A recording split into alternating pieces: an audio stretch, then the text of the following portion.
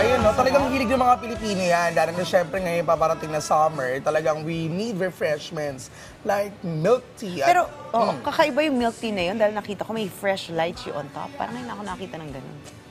Labas-labas din. Para makatikim ka na. Matikman nga yan. Bahala ka. Pero titikman ko yan. Ayan. Pero ito, Chi, sa kasilukuyang panahon, ang mga kababaihan ay patuloy na lumalaban upang makamit ang kanilang karapatan at halaga. Sa gitna ng mga hamon at pagsubok, ang Sir Optimus International of Antipolo ay nangunguna bilang isang tanglaw ng pag-asa para sa mga kababaihan sa komunidad. Isa na nga sa kanilang mahalagang aktibidad ngayong taon ay ang Walk for Women. At kaugnay niyan, para bigyan tayo ng detalye at impormasyon patungkol sa kanilang advocacy na Walk for Women, makakasama po natin dito sa studio sina Miss Bernardita McFarland, Miss Maria Trinidad Marquez. Good morning and welcome po sa Rise and Shine Pilipinas. Good morning. Good morning. Alright, siguro Miss Benden and Miss Cida, maaari niyo po ba ibahagi sa amin kung ano po yung objectives itong ating Walk for Women na inyong advocacy at ano po ba yung inaasahang benefits po nito para sa ating mga kababaihan?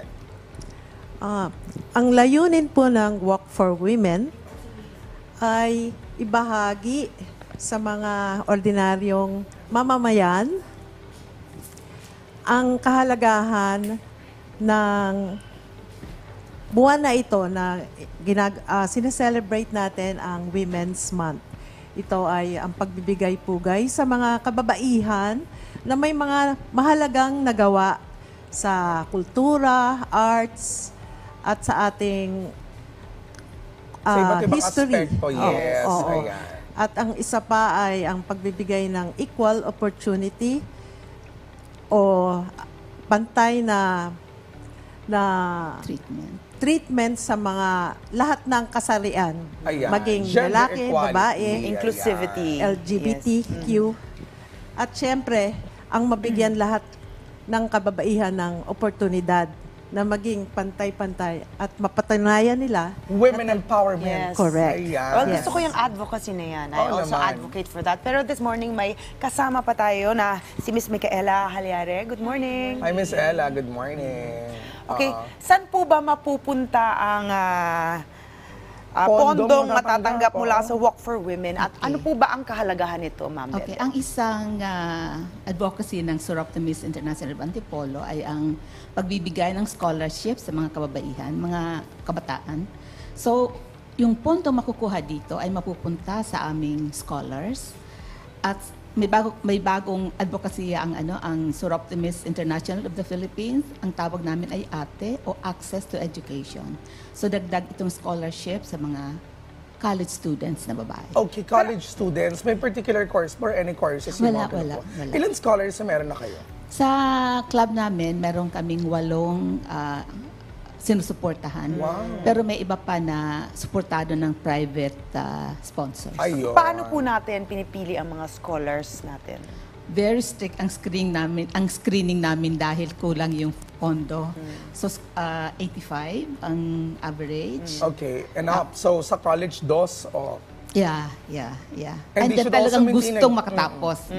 Ayun. Pero when it comes to studying college, meron ba silang grade na mini-maintain dapat? Oh yeah, kailangan Ayun. maintain nila yung 85. Ayun, dos din yun. Oo. Yeah, Pero, yung dos. Miss Micaela, of course, we go back dun sa ating maging activity.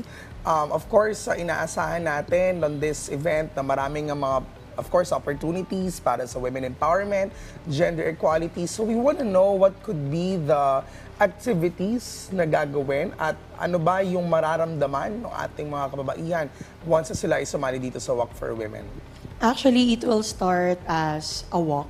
Okay. Actually, Walk it will na start talaga. as stretching, yes, Okay. at LeBlanc Hotel.